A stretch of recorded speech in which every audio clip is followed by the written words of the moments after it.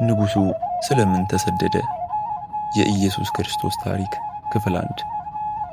ዓለምን ለዘላለም የለወጠው ያ ትልቅ ልደት እንዴት ነበረ? ከ2000 ዓመታት በፊት በቤተልሔም በበረት ውስጥ ከእናታችን ከቅድስት ድንግል ማርያም መድኃኒታችን ኢየሱስ ክርስቶስ ተወለደ። በዚያን ጊዜ በሰማይ ላይ ልዩና ብሩህ ኮከብ ታየ።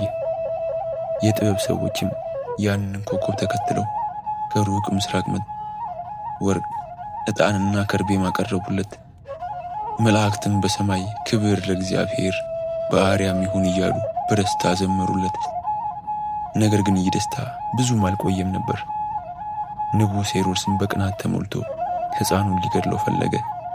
መላእክት ቅዱስ ዮሴፍን በሕልም አስጠነቀቁት። እነርሱም ሕፃኑን ይዘው ሌሊቱን ተነስተው ወደ ግብፅ ተሰደዱ።